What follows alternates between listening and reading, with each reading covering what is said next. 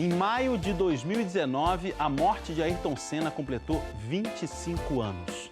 O Senna é um ídolo que boa parte dos brasileiros não viu em ação, por incrível que pareça. São quase 80 milhões de pessoas que não eram nascidas em 1994, quando ele morreu num acidente em Imola. Olha, eu lembro muito, porque na minha casa era um ritual, né? Todo mundo parava para assistir às corridas do Senna. Mas é o seguinte, a gente escolheu convidados especiais que conheceram o Senna de perto, para contar para essa geração quem foi o herói que fazia o Brasil parar nas manhãs de domingo para torcer por ele.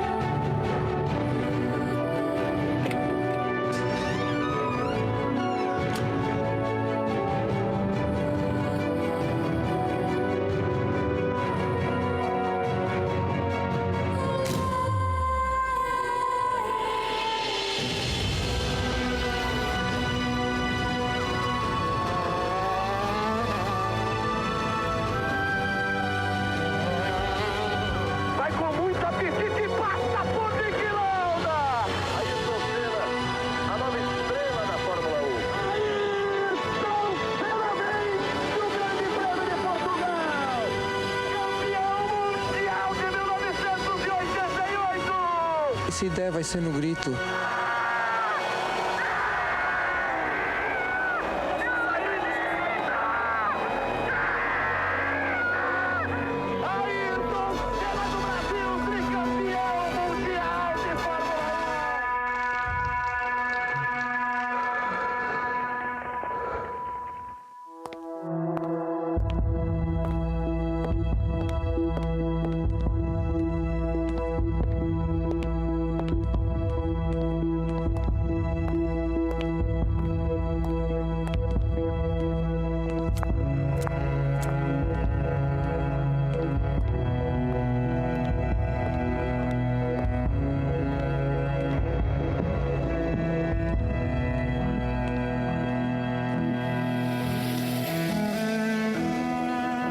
Oi.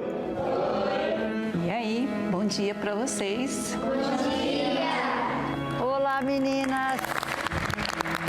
Eu vim aqui hoje para contar um pouco da história de um grande amigo meu. O meu irmão. Hoje eu vou contar a história de meu ídolo. Um fenômeno. Hoje eu vim falar para vocês do chefe.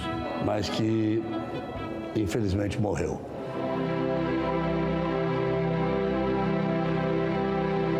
Senna bateu forte. Ele vinha em primeiro, escapou e bateu muito forte.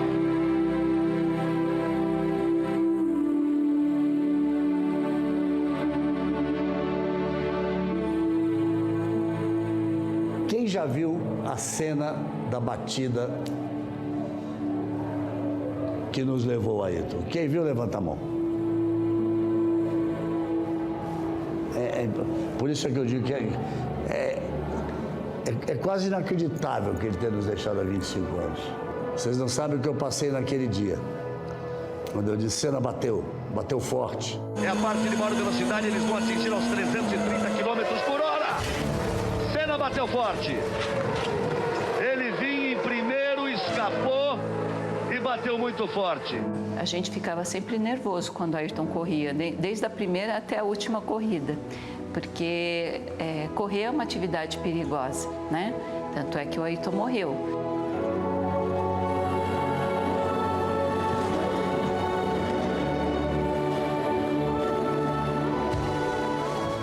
Agora, mais agora, com os detalhes, com os arquivos, a gente vê um Ayrton Senna muito sério naquela manhã, não é? Pra gente.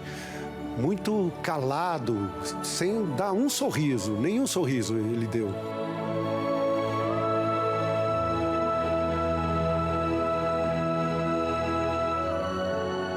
Muito focado, mas ao mesmo tempo chateado.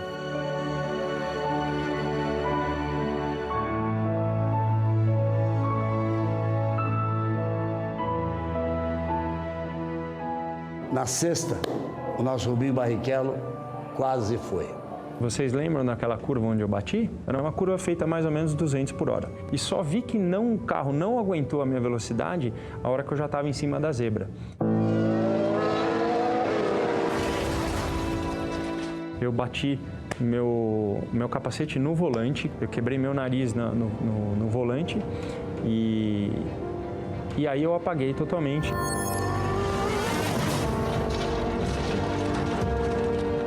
E demorou 6 minutos para eu viver de novo, que foi o que o médico falou.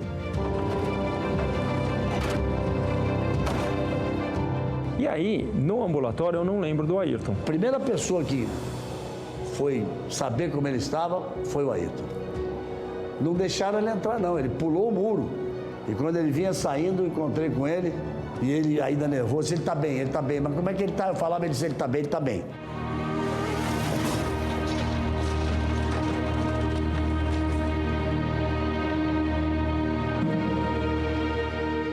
No sábado, morreu o austríaco Ratzenberger, nos treinos. O Ayrton parou, desceu do carro, correu na torre de controle e ali, talvez vocês não soubessem, tinha um movimento dele, do Gerhard Berger, do Nick Lauda. No domingo eles estavam num cantinho conversando, preocupados com a segurança e aumentar a segurança do carro. Não deu tempo para o Ratzenberger e, infelizmente, não deu tempo para o Senna. Depois da tragédia consumada, sempre aparecem os relatos de premonições e pressentimentos. São reações naturais de perplexidade diante da grande perda. Eu me lembro muito, nós estávamos treinando para o Campeonato Mundial de Basquete. No hotel, e eu estava assistindo embaixo, esperando o técnico chamar para a gente ir no ônibus para ir para o treino. E aí nós estávamos assistindo a corrida, quando aconteceu o acidente. Ayrton Senna, a batida muito forte. Eu fiquei sabendo que ele tinha morrido pelo Gerhard Berger. A última imagem que tem dele era o helicóptero saindo. O helicóptero vai, leva a nossa oração, a nossa fé. Eu dizia, vá com Deus, meu amigo, meu irmão. Seja forte, lute muito, nós estamos com você.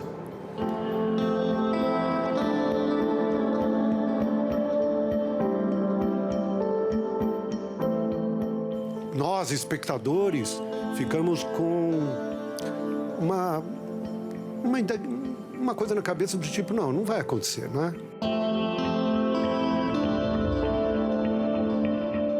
Para mim, a coisa mais marcante é o fato de ter visto a cabeça do Ayrton mexer, e quando ele mexe a cabeça, para mim era um sinal de vida, não um sinal de tchau. Ele ali já estava morto.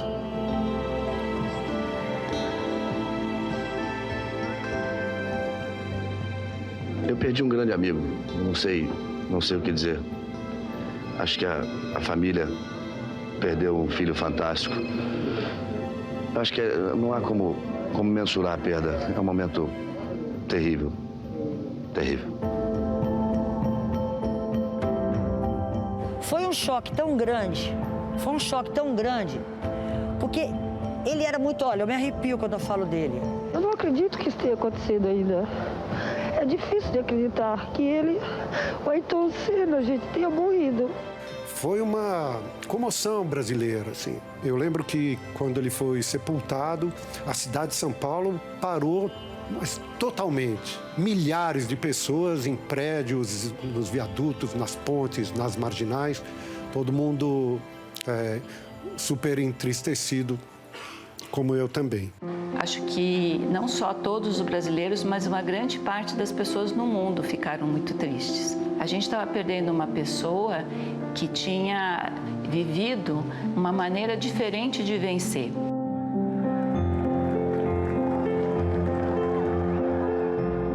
Para falar desse carisma, só o grande companheiro de equipe do Ayrton, o Berger.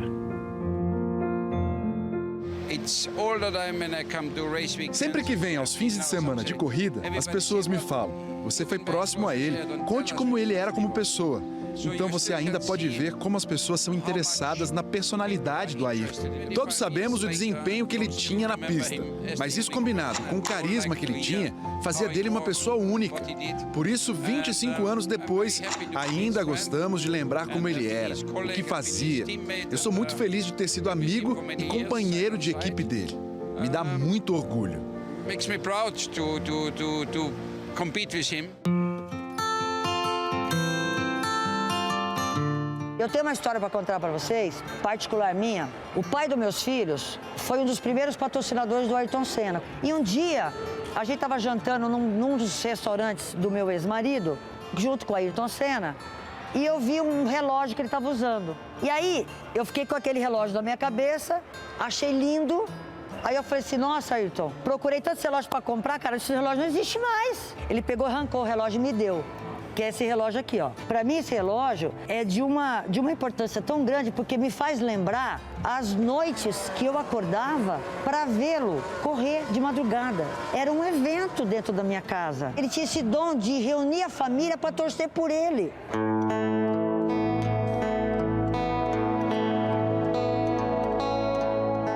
Era quase uma religião assistir a Fórmula 1 pela televisão, narrada pelo Galvão. Você acordava domingo e era para assistir em horários diferentes. O público de pé, Ayrton Senna, bandeira quadriculada, Brasil! Eu costumo dizer que o Brasil acordava mais cedo, domingo, para ver o Senna correr. E os 3 títulos dele, vamos ver se alguém sabe. Onde ele ganhou os 3 títulos mundiais? Onde? Japão. Japão. Por coincidência, os 3 títulos mundiais dele foram no Japão. A corrida era de madrugada. Nesses dias, o Brasil dormia mais tarde para ver o Senna ser campeão. Que pena que vocês não puderam ver isso. Agora o Mansell vai. Eles vão dividir a curva, Senna olha de lado, vai o Mansell, eles vão, roda com roda. O tri que o Ayrton conquistou em Suzuka, teve um momento em que o Mansell estava vindo muito rápido e entra na curva 1 e aí sai comendo poeira, não estava conseguindo acompanhar o Ayrton e acaba rodando. Passo reto, Mansell! Acaba o campeonato mundial porque aí ele não consegue mais voltar. Eu lembro bem o próprio Galvão falando na hora. Eu sabia, porque acho que o Ayrton tinha dado um toque para ele que se ele estivesse liderando e ganhando o campeonato, ele deixaria o Berger passar. Eu sabia! Você não deixa o Berger passar! Brasil! Berger vence! Ayrton Senna do Brasil, tricampeão mundial de Fórmula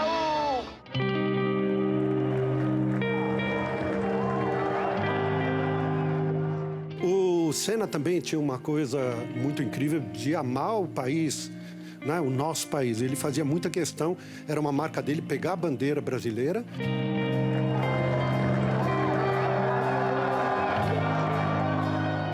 Ele estava num momento meio estranho no nosso país e tal, e quando ele começou a aparecer...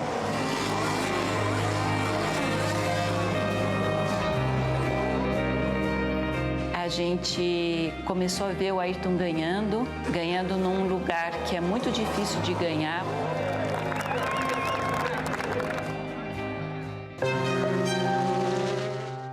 Vou contar a historinha para vocês.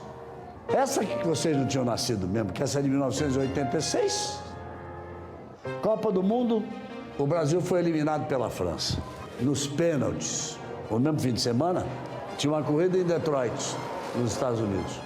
O diretor de equipe dele, o projetista, Gerard Carouge, muito amigo dele, muito amigo meu, francês.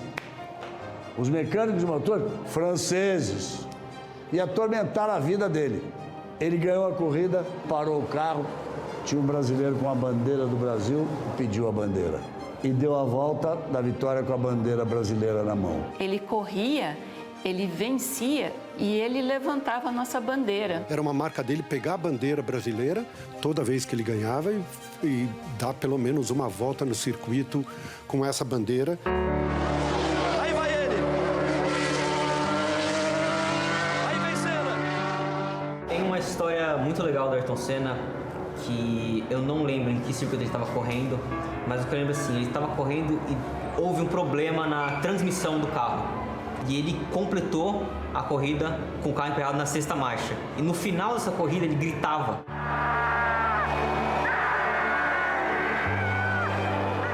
Vem aqui. Vem aqui. Lê aqui. Aqui, o que está escrito aqui? Ayrton Senna, 1991, GP Brasil, primeira vitória. O capacete dessa vitória. O capacete dessa vitória? É, dessa vitória.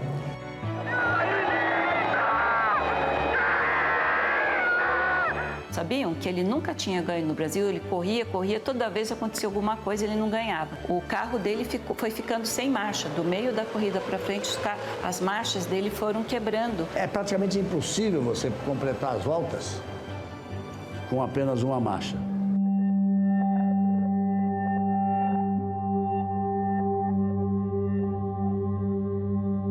Ele segurou mesmo a direção na marra, no físico, e ele levou a corrida até o fim.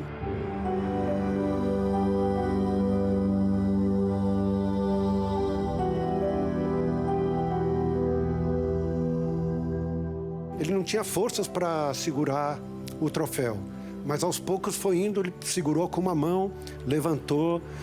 Completamente estressado fisicamente.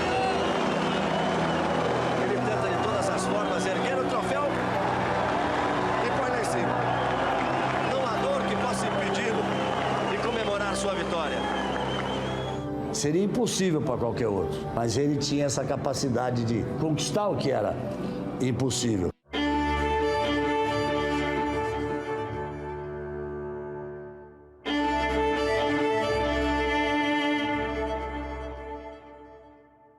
Galvão, eu queria saber como era a relação entre o Ayrton Senna e o Nelson Piquet.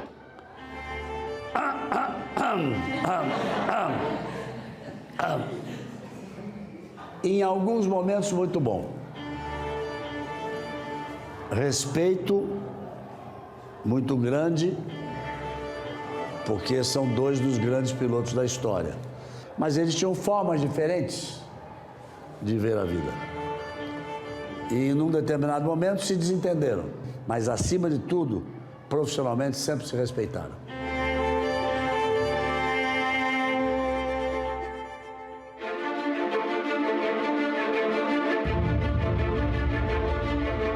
Qual era o maior rival do Senna? Ah, era o Prost.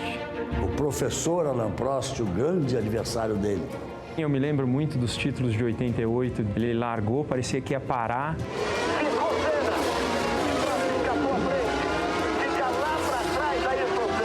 E ele foi passando todo mundo. Ele criava momentos únicos.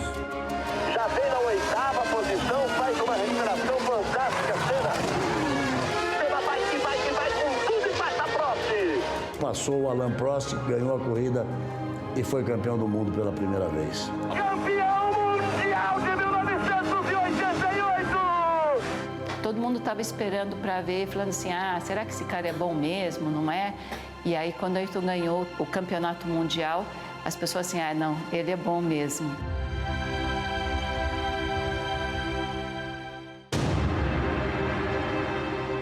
Em 89, quando eles bateram ali no S, vocês lembram dele entrando por dentro e dando uma fechada? Ele chegou na chicane, Senna meteu por dentro, vai bater, vai bater! Assim bate, o favorecido é Prost! Ali teve uma disputa não muito leal. O Prost bateu de propósito. O Prost saiu do carro, o Senna vai tentar voltar.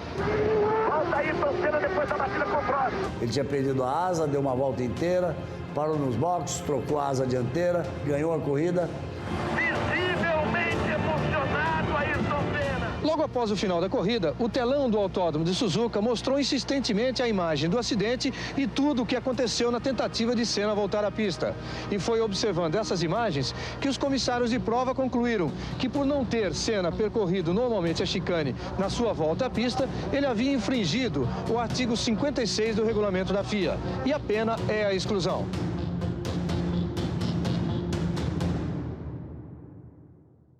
No ano seguinte, em 90, Senna na pole position, Prost em segundo. E o Ayrton Senna só não podia deixar o Alain Prost ganhar. Logo na saída, o Alain Prost saiu na frente e o Senna, pá! Prost largou melhor e tomou a frente, Prost. Tomou a frente, Alain Prost. Senna força, vai por dentro. E aí a batida dos dois. E aí, se seguir a prova, é final de campeonato. O Ayrton tinha muita coragem de falar assim, eu não vou tirar o pé, vou até onde o cara, se ele fechar, a gente vai bater. Aquele momento foi um momento muito decisivo para o Ayrton, porque ele tinha na cabeça esse conflito. O conflito de ser um piloto genial, mas que em determinado momento a vingança, vamos chamar assim, entre aspas, falou mais alto e ele fechou o Alain Prost.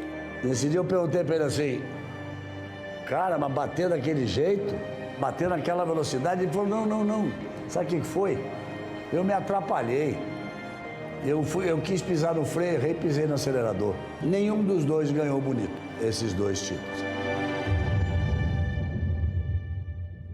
A gente tem que ter um adversário. O nosso adversário não significa que seja nosso inimigo, mas quem vai falar sobre rivalidade é o Alain Prost. Todo mundo pensa naqueles momentos mais duros que nós tivemos, e foi duro mesmo, sabe? Mas sempre com respeito. Mas durante o briefing, a gente sempre conversava como se não tivéssemos qualquer problema. Falando sobre o carro, tentando chegar ao melhor acerto possível. Posso jurar que eu nunca menti sobre nada do carro. E tenho certeza que ele também. Isso significa que a gente tinha um respeito absoluto. Além disso, depois que eu decidi me aposentar, eu vi uma pessoa completamente diferente. Muito próximo de mim, me ligando sempre para fazer perguntas.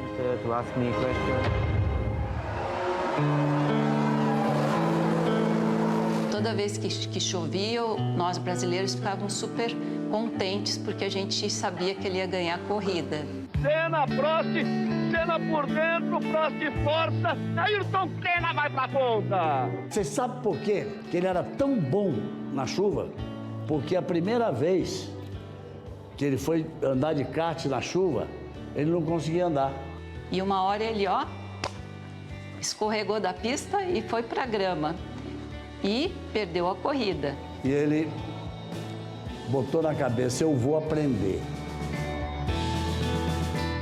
E toda vez que chovia, ele ia procurar em São Paulo algum lugar para correr e ele corria até escurecer debaixo de chuva. Aí ele chegava em casa, assim, todo encharcado, que nem um pato molhado. Qual foi a reação do Ayrton quando ele ganhou a primeira corrida dele? Todas as vezes que ele ganhava, ele ficava muito feliz. O negócio dele era ganhar a corrida. A primeira vitória dele, que foi na Lotus, no segundo ano de carreira dele de Fórmula 1, foi numa tempestade em Portugal.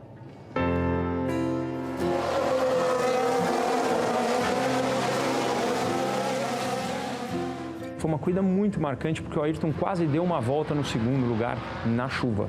Mesmo estando liderando a prova, como estava na posição tranquila, a situação era tão perigosa que eles deveriam ter parado a prova. Isso para ele era muito impactante, porque ele realmente sabia o risco que era correr na Fórmula 1.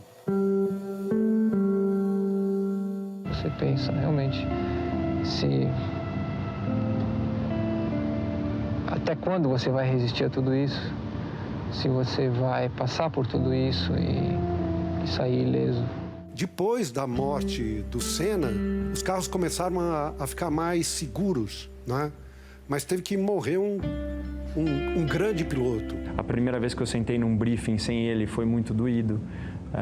Foi a primeira vez que eu comecei a sentir o peso de que o Brasil tinha perdido um grande ídolo. Fora o ídolo, então, um amigo. Então, fica muito, muito difícil de considerar dentro de mim, dentro do meu coração, que isso é verdade. Até hoje, quando eu vejo o Ayrton Senna, ele me inspira. porque ele foi meu grande ídolo. Você imagina, eu sou ídolo também. Você imagina, então, a importância que ele era. O gênio das pistas, nesse momento, nunca escondeu que Ayrton Senna foi seu grande ídolo. Lewis Hamilton. Hamilton, verdade mesmo tudo isso? Quando eu era criança, eu sentia que era alguém com quem eu me identificava. Quando eu assistia a Fórmula 1, não havia ninguém negro, ninguém que expressava seus pensamentos religiosos. Ele era alguém super autêntico, um piloto muito agressivo, incrivelmente determinado, um ícone. E me inspirou quando criança. Eu o vi e pensava, eu quero ser como ele. Eu quero ser bom em todas as áreas em que ele era incrível, para ser como ele. E esse é um retrato do que era o Ayrton Senna, principalmente uma determinação em relação ao espírito brasileiro que ele tinha e que deixou como legado.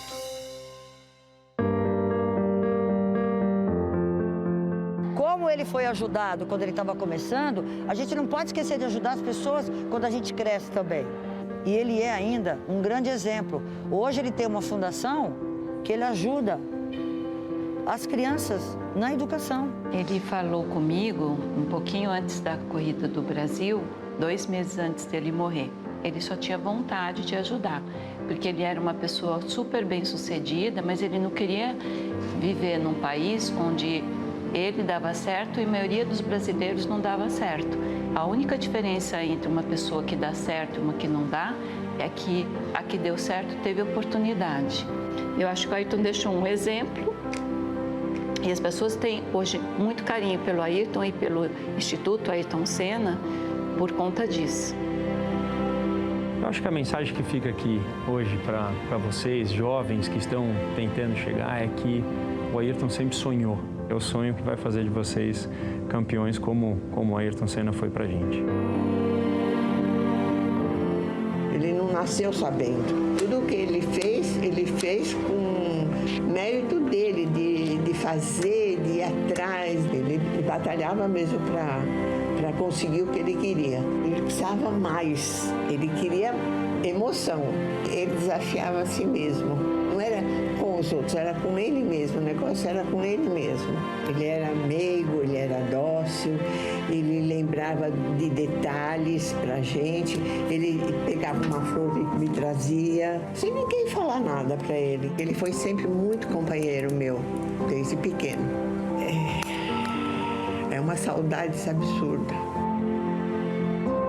Meu nome é Neide Senna da Silva e eu sou mãe do Ayrton Senna da Silva. Volto ao início da história. São 25 anos já que ele nos deixou. Para mim, continua. Que possa servir realmente de uma linha para essa vida de vocês está só começando. Vocês são o futuro desse país. Vocês são o nosso futuro.